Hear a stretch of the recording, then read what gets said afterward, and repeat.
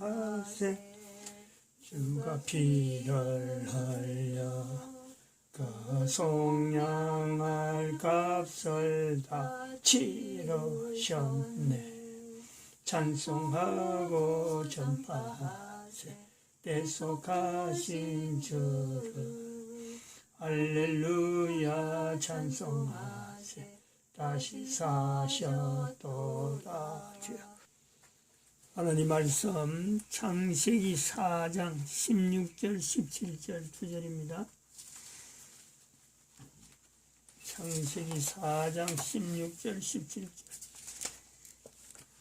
같이 합동합니다. 16절 가인이 여호와 앞을 떠나 나가 에덴 동편 노 땅에 거했더니 아내와 동침하니 그가 잉태하여 에녹을 낳은지라. 가인이 성을 쌓고 그 아들의 이름으로 성을 이름하여 에녹이라 하였더라. 아멘. 시편 119편 29절 128절 163절 말씀. 거짓 행위를 내게서 떠나게 하시고 주의 법을 내게 은혜를 베푸소서.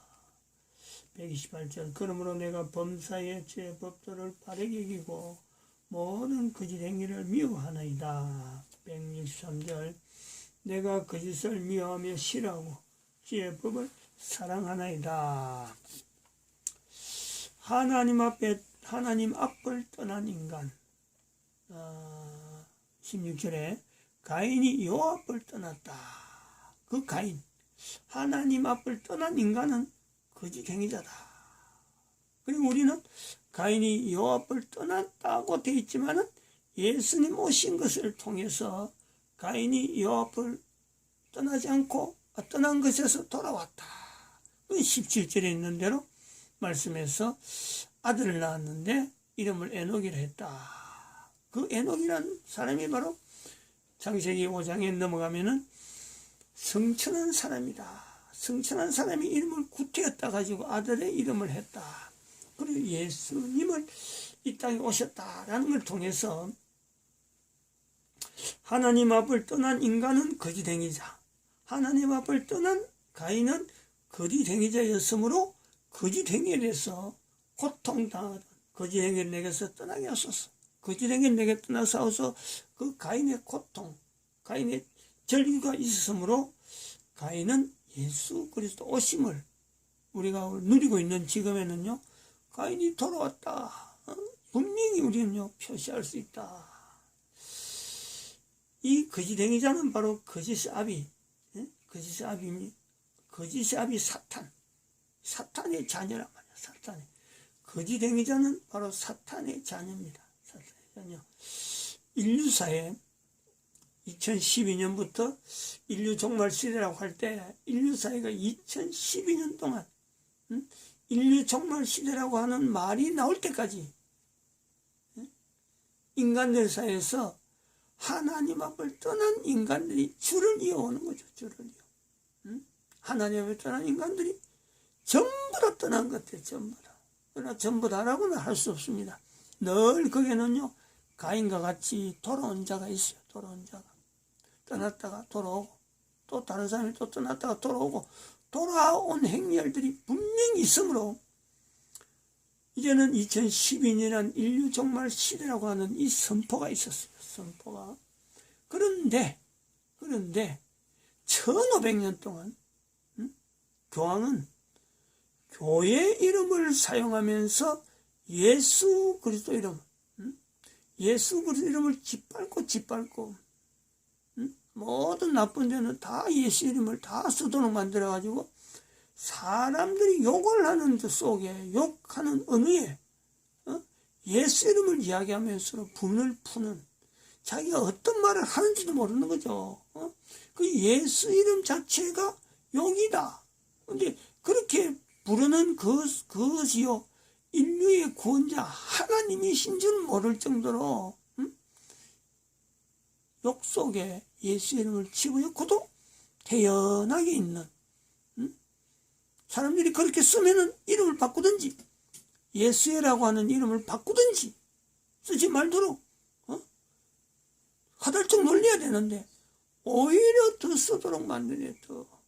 그러니까 사람들은 이걸 계속해서 예수란 이름을 가지고 욕이 되도록 하는데 교황은 즐기고 있어요. 그러면서 교회 이름을 사용한단 말이에요. 이것이 인류사에서 이 교황이 사탄적인 위치가 있다. 이거를 인류사에서요 나타내야 된다. 2012년부터 나타내야 된다. 하나님께서 지금 그 일을 하고 계신단 말이에요. 하나님께서 코로나를 통해서 2020년도 코로나부터 사람이 만들어 사람이 사람을 죽이려고 만드는 이 인위적인 코로나를 통해서 하나님께서 이 코로나를 인해서 미국의 대통령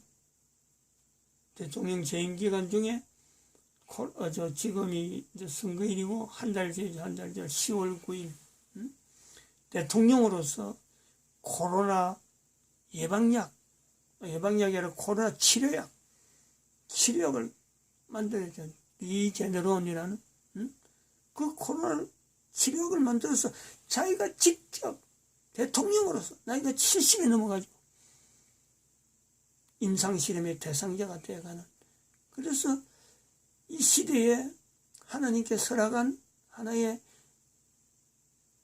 모델, 인류사의 모델의 어떤 위치를 회복하게 만드는 하나님의 놀라운 은혜를 지금 나타내 보이는 거예요.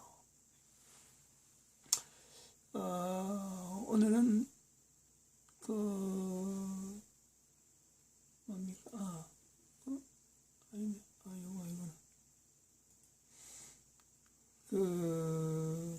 스피커 스튜디오에서 남긴 이 백신에 대한 내용을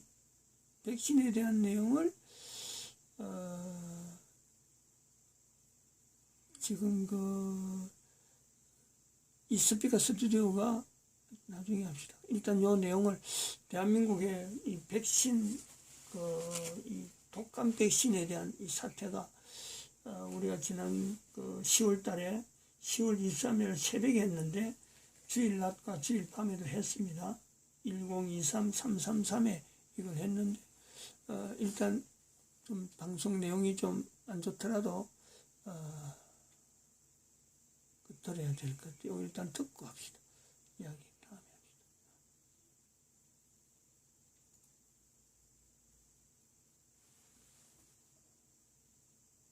합시다. 그런데 이 사람의 이야기가 논리가 있고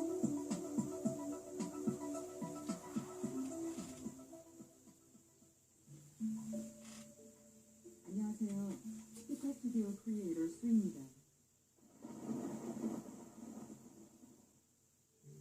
10월에 한국은 백신 포비아로 몸살을 앓고 있습니다. 먼저 논란이 되었던 것은 바로 상온 노출 의심 백신입니다. 일부 백신이 운송 과정에서 상온에 노출되었다는 것인데, 이때에도 보건당국은 해당 백신에 대해 품질 검사를 한 결과 안전성에는 문제가 없다고 판단했습니다.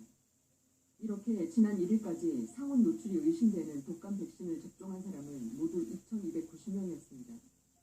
지난달 21일에는 상온에 노출된 백신 일부 물량이 유통되어 무료 독감 백신 접종을 2주간 중단한다는 발표가 나오기도 했습니다. 이상 반응이 나왔다고 신고된 사례도 지난 1일 기준 무려 12명이었습니다.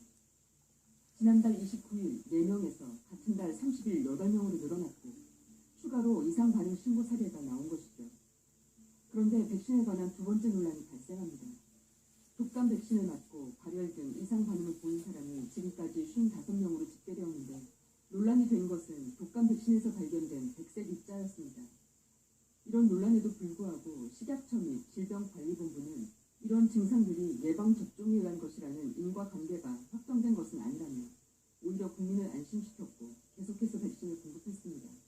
그런데 며칠이 지나 결국 그 백색 입자는 항원 단백질 음식체였던 것으로 밝혀지면서 한국 백신에서 유통된 제품 등 총 61만 5천 개를 긴급 회수하도록 조치했습니다. 하지만 백신에서 입자가 발견된 10월 6일부터 정부의 회수 발표가 있었던 9일까지 문제의 백신을 맞은 사람은 무려 6,479명이었습니다. 이에 정부가 독감 백신에 대한 문제를 인지하고도 늦장 발표를 한 게 아니냐는 지적이 나왔습니다.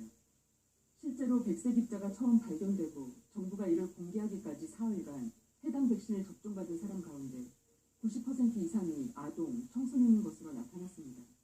이 가운데 영유아에서 10세까지의 접종자는 5,415명으로 78.5%를 차지했고 11세부터 20세까지는 1,007명으로 14.6%였습니다. 이처럼 아동 및 청소년만 93.1%에 이르는 셈입니다. 보건당국은 올해 가을과 겨울 코비드-19과 독감이 동시에 유행하는 이른바 트윈데믹을 우려해 작년보다 500만 명이 더 많은 1,900만 명을 대상으로 독감 백신 무료 접종을 실시하기로 했었습니다. 정부 주도하에 이러한 막대한 백신 보급 계획이 있었는데 이에 제동을 거는 초유의 사건이 발생하게 됩니다. 상온 노출 사고에 이어 백색 입자 발견으로 안전성 우려가 커진 가운데 독감 백신의 공포를 더욱 증폭시키는 일들이 벌어지고 있습니다. 이번 독감 백신을 접종한 후 사망한 사례가 지난 21일 기준 무려 9건이나 발생한 것인데요. 전국 병원과 보건소 등에는 백신 안전성 여부를 확인하는 문의가 줄을 잇고 접종을 미루는 등 국민들 사이에서 백신 포비아 분위기가 확산되고 있습니다. 이것은 차원이 다른 정전케어의 혁신. 여전히 독감 백신과 사망사고 간의 연관성이 확인되지 않아 예방접종을 중단할 상황이 아니라는 입장입니다. 전문가들 역시도 같은 입장입니다. 과거 사례를 볼 때 독감 백신이 직접적인 원인으로 사망한 경우는 극히 드문 만큼 안전성 우려로 독감 백신을 접종하지 않는 것이 더 위험할 수 있다는 입장인 것이죠.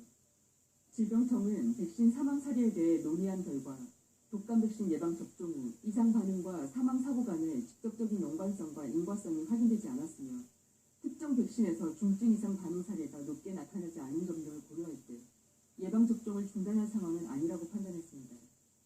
그런데 2017년부터 2019년까지 3년 동안 독감 백신 접종 후 이상 반응으로 사망했다는 신고는 6건이었습니다. 이것은 고작 매년 2건씩 보고됐다는 것이죠. 물론 이 사망자가 모두 백신 때문에 사망했다는 인과관계는 확인되지 않았습니다. 그러나 올해는 다릅니다. 독감 백신 관련 의심 사망 신고가 한국 시간 21일 오후 2시 기준 무려 9명이기 때문입니다. 이것은 평년 대비 4배 이상 높은 수치입니다. 독감 백신 접종 후 나타날 수 있는 부작용은 주사 맞은 부위가 아프거나 쑤시고 미열이나 두통, 근육통이 발생하는 등 예상 가능한 부작용입니다. 그런데 이번엔 애나필락시스, 기안바레이 신드롬 등 예상치 못한 중증 부작용들이 발생했습니다. 애나필락시스는 백신 단백질 과민 반응으로 호흡곤란이나 샤크 등의 증상이 접종 직후 나타날 수 있고 기안바레이 신드롬은 신경세포에 손상이 생기는 급성 마비 질환입니다. 질병청은 이번 9건의 사망 사례 중 2건은 아나필락시스의 가능성을 배제할 수 없다고 밝혔습니다.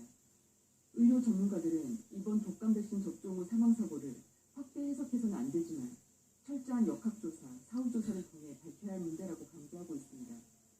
특히 독감 백신 접종 후 사망한 사례는 늘 있어왔지만 이번처럼 10대 청소년의 사망 사례는 이례적으로 판단해야 하겠습니다. 백색 침전물이 발견된 백신은 지금까지 18,511명에게 접종되었습니다. 정부는 19일 해당 백신을 전량 회수했다라고 발표했습니다. 하지만 모두 회수했다는 한국 백신 물량이 아직 1만 개 가까이 부족한 상태입니다. 추가 사망자가 발생하지 않길 바라며 예방 차원에서 저는 독감 백신을 맞지 말아야 하는 사람들은 어떤 사람들이 있는지 알려드리도록 하겠습니다.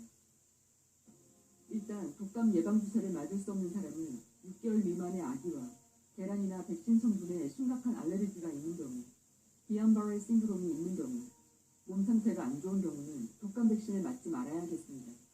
기안바레이 신드롬은 원인을 알 수 없는 신경의 염증성 질환으로 말초신경에 염증이 생겨 신경세포의 축색을 둘러싸고 있는 수초라는 절연 물질이 벗겨져 발생하는 급성 마비성 질환입니다. 전 세계적으로 연간 인구 10만 명당 1명의 빈도로 발병하고 소아보다 성인에서 발병률이 높습니다. 계란 알레르기로 두드러기와 발진, 기침, 천명, 호흡곤란 같은 호흡기 증상과 구토, 복통 같은 소화기 증상, 결갑 등이 동반되는 애나필락시스 증상이 나타난 적이 있다면 반드시 의사와 상의하신 후 접종하셔야 합니다. 독감 백신 접종 후 심각한 알레르기 반응의 징후는 먼저 호흡곤란, 쉰 목소리 또는 쌕쌕거림, 눈이나 입술 주위가 붓는 증상, 부드러기, 창백함, 빠른 심장박동 또는 현기증 등입니다. 이러한 징후는 백신 접종 후 몇 분에서 몇 시간 내에 발생할 가능성이 높습니다. 하지만 이러한 증상이 하루가 지나도 계속될 경우 즉시 병원을 찾아야 합니다.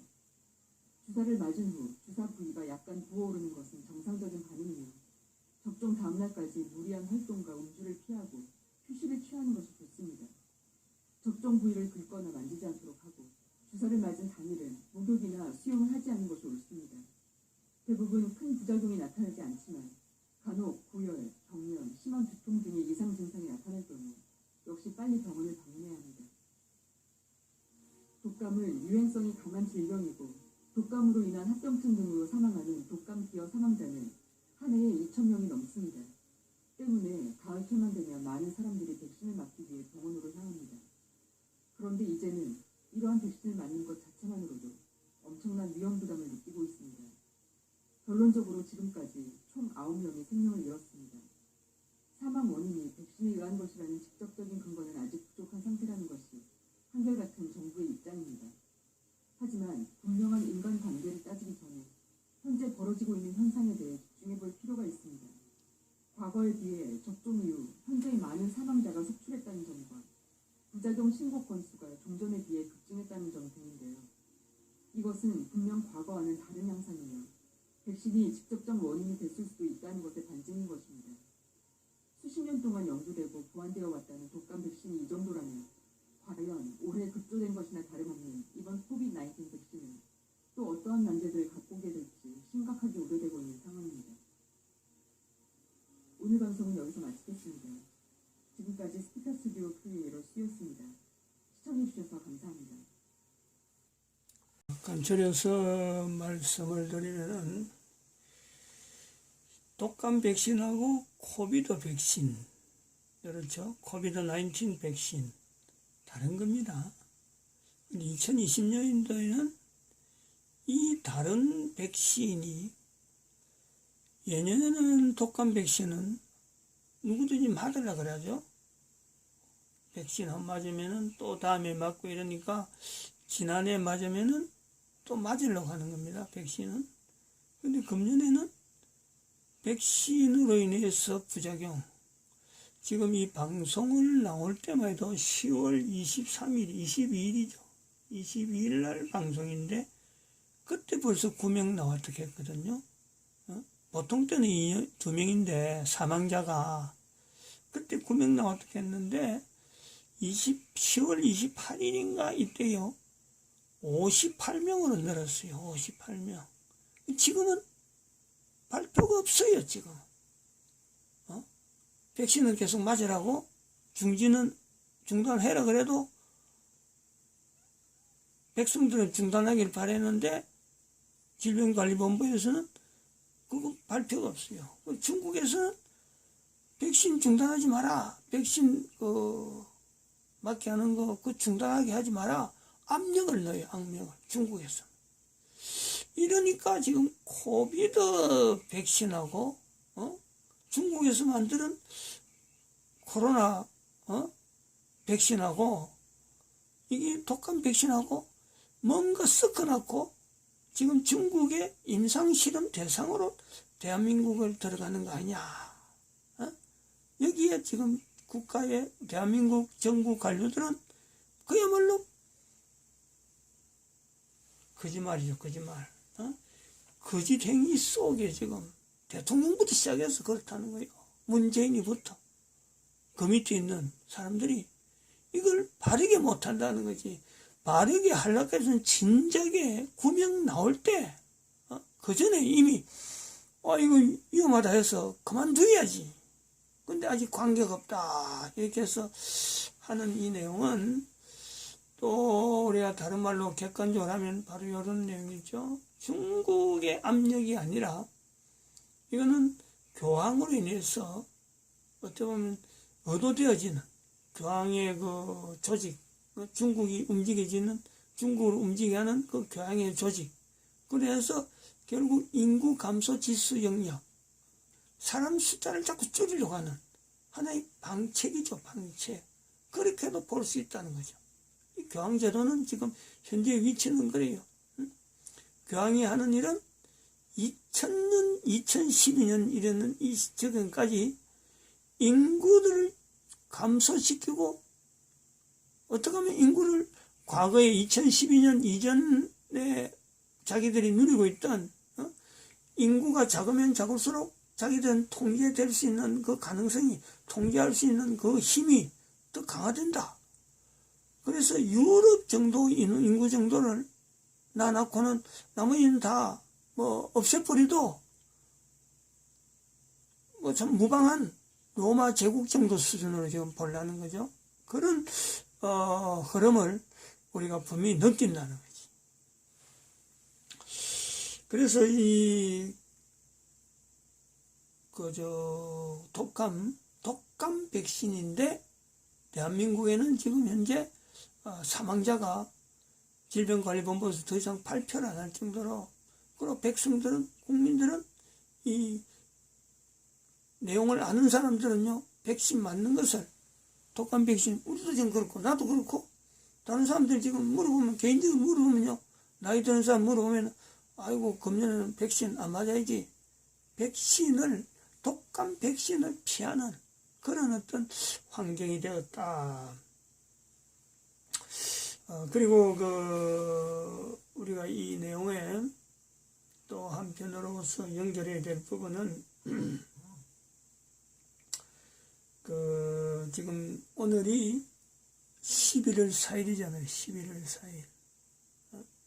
11월 4일 날에 지금 미국의 대통령 선거가 어저께, 우리나라 날짜로 어저께 11월 3일입니다. 대통령 선거를 치르고 지금 아까 저녁에 개표되는, 저녁밥 먹을 때 개표되는 거 보니까 트럼프가 재선이 가능한 쪽으로 나왔어요. 그래서 예배를 지금 드리지만은 참 안 좋은 지금 상황이, 정말 안 좋은 상황인데, 트럼프 재선을 통해서 우리는 하나님께서 인류 가운데 위로하는, 미국의 대통령 선거지만은 트럼프가 재선됐다는 것 때문에 전 인류가 안도의 숨을 쉽니다. 안도의 숨을. 왜냐하면은 대한민국의 상황에 이렇게 거짓 행위자들이 지금 쭉 있는 이 내용을 비교해서 보면은, 코로나 백신과 독감 백신하고 이래서 국민들을 이용해서 지금 거짓 행위를 퍼뜨리는 이 조직체에서 보면은, 이 사람들은 트럼프 재선을요 바라지 않는 사람들이었거든. 중국도 바라지 않았어요. 교황은 더더욱 안 바랐죠. 교황은 2020년 9월 28일 날 미국의 폼페이오 국무장관으로 교황을 내방했는데, 만나자고 갔는데 교황이 거절했어요. 그런 사건이 2020년 9월 28일 날 있었단 말이에요. 철저하게 트럼프를요 배제하는 거예요. 그런데 트럼프가 지금 너무나 뜻밖이에요. 지금 재선에 들어갔어요. 재선의 결과 나왔단 말이에요. 그게 지금 이 말을 알리는 거하고, 지금 독감 백신을 이야기하는 지금 스피커 스튜디오 수라는 사람인데, 저 말을, 저것 때문에 그런 건 아니지만은, 저것을 우리가 캐치하고 지금 이렇게 영상물을 올리고 난 뒤에요, 저 사라졌어요. 유튜브에 있는 자료들 전부 다 사라졌어요. 그래서 이 자료도 지금 1023 그룹에 있는 내용을 갖고 지금 제가 저 사람 방송을 했던 걸 녹화를 했는데, 그 녹화분을 지금 여기서 다시 트는 거란 말이에요. 상황이요, 이렇게 말하면 현장감이 너무 없어. 이 듣는 사람은 뭐 그런 게 있나 할 정도로 보지만, 지금 현재 이 이후로 2020년 11월 4일 이후로요, 전 세계는 어마어마한 변화를 2020년 11월 4일과 트럼프 대통령 재선된 것과 재선되지 않은 것, 요거 두 개를 비교해서요. 전 세계는 어마어마한 어떤 충격적인 사건들을요, 역사적인 기록으로 남길 거예요.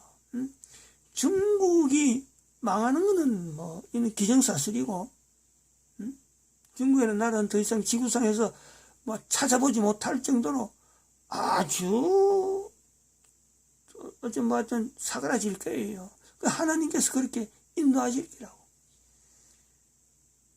북한과 남한, 대한민국 이 관계를 엄청난 변화가 올 거고, 인도, 지금 인도의 여러 가지 사태도 이 뉴스가 잘 안 나오거든요. 인도가 앞으로 어떻게 될지 모르겠어요. 어떤 상으로 나타날지 모르겠어요. 그러면서 이 교황이라고 하는 이 제도가 전 세계 인류 가운데요, 트럼프에 의해서 이 교황 제도로 해서 사탄이 위치해 있었다. 교황이 사탄이 위치해 있었다는 것을 전 세계 인류가 알 수 있도록 이 트럼프 대통령이요, 이것을 하기 위해서 재선으로 지금 현재 임명이 되는 하나님의 섭리라는 이 고백을요, 인류들이 해야 되는, 지금 그런 어떤 사명이 있단 말이에요. 사명이. 트럼프에게도 재선 사명이 있고, 인류가, 트럼프의 재선을 보면서 고백을, 교황제도가 1500년 동안 교회 위치에 있으면서 사탄의, 위치에 있었구나. 교회를 이용했구나. 요 고백을요, 인류들이 해야 된다. 이렇게 보고 있습니다. 마칩니다.